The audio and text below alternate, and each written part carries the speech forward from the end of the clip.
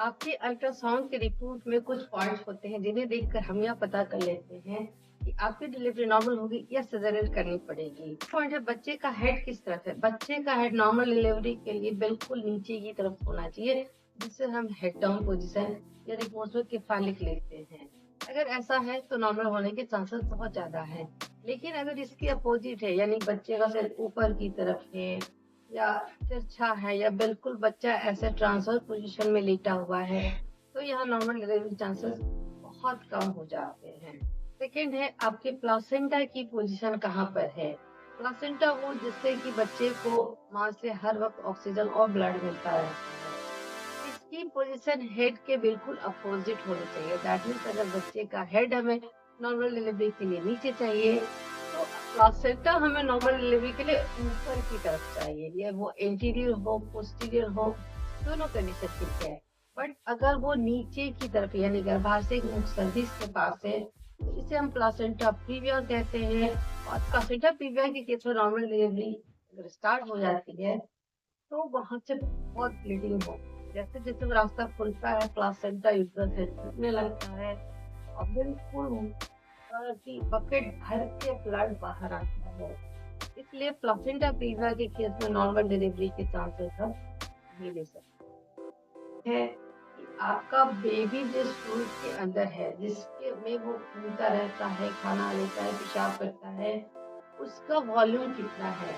Delivery के time वो volume एक मीडियम अमाउंट में होना चाहिए। लेकिन अगर आपकी रिपोर्ट में लिखा है कि ओलिगोहाइड्रोनियस है, इसका मतलब उसका एमनोटिक फ्लूइड इंडेक्स जो होता है, अल्ट्रासाउंड में 5 से लेकर 25 के नंबर में लिखा होता है, अगर वो 15 से कम है, और तो हम लोग वहाँ पे थोड़ा-सा सोचना पड़ता है कि नॉर्मल डिलीवरी का ट्राई करें या ना करें। क्योंकि जब डिलीवरी स्टार्ट हो जाती है, तो हर कंट्रैक्शन के साथ बच्चे को माँ से मिलने वाला ऑक्सीजन और ब्लड कुछ क्षण के लिए रुकता है। अगर उसका फ्लूइड इंडेक्स अच्छा है, तो वो उस दबाव को सह लेता है, अम्लाइका कम्फर्ट सह जाता है। लेकिन यदि अम्नियोटिक फ्लूइड इंडेक्स कम है, तो वो उस दबाव को नहीं सह पाता है। इससे बच्चे की हार्ट बीट बढ़ के उसकी मौत भी हो सकती है। तो यहाँ नॉर्मल डिलीवरी हम लोग चांस नहीं लेंगे।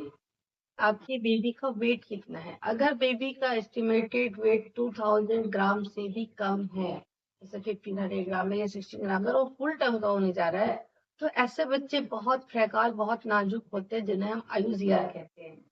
इस तरह के केसेस में नॉर्मल डिलीवरी का स्ट्रेस वो बेबी नहीं ले पाता है, उसे मेंटल ट्रॉमा, फिजिकल ट्रॉमा हो सकता है। दूसरी इसके अपोजिट कंडीशन है कि बेबी गुड साइज बेबी है, बहुत हेल्दी बेबी है। तो हेल्दी बेबी का जो ये होता है, हेल्दी बेबी का जो वेट होता है, वो बर्थ कनाल की चौड़ाई से अगर ज्यादा है, तो भी वो बर्थ कनाल से बाहर नहीं आता, भटकता है, माँ को बहुत तकलीफ होती है। इस तरह के केसेस में भी हमें सोचना पड़ता है कि डिलीवरी नॉर्मल कराएं या डायरेक्ट सीजरियन कराया जाए। फिफ्थ पॉइंट है सर्विक्स कैसा है। अगर सर्विक्स पतला हो रहा है, सॉफ्ट दिखाई दे रहा है, उसकी लंबाई कम हो गई है, तो बहुत फेवरेबल है। यदि स्टार्ट हमारी लेबर की प्रोसेस स्टार्ट हो गई है। लेकिन यदि सर्विक्स लंबा शाही है और वो मोटा भी है, रिजिड भी उस पर लिखा है, तो थोड़ा सा सोचना पड़ता है कि ये सॉफ्ट होगा, ये फैलेगा, रास्ता खुलेगा या नहीं खुलेगा। तो इतने पॉइंट्स हैं जो कि आपको अल्ट्रासाउंड में हम लोग देखते हैं और ये डिसाइड करते हैं कि पेशेंट की प्रोफाइल के अकॉर्डिंग उसे उसे हमें क्या ट्रीटमेंट दें। अगर आपकी रिपोर्ट्स में इनमें से कोई पॉइंट्स हैं, तो अपने डॉक्टर की सलाह मान के उसके अनुसार फुल्ली इक्विप्ड हॉस्पिटल में ही अपनी डिलीवरी प्लान करें। और यदि इसमें से कुछ भी नहीं है, तो बहुत अच्छी बात है, आप बहुत जल्दी एक स्वस्थ बच्चे को जन्म देने वाली हैं, वो भी नॉर्मल डिलीवरी से। मेरी खुद की नॉर्मल डिलीवरी हुई है, इसलिए नॉर्मल डिलीवरी होती है, इस पे बिल्कुल विश्वास करें, आराम से। मेरे वीडियो को एक लाइक, इस वीडियो को एक लाइक और कमेंट जरूर करें कि आपको ये वीडियो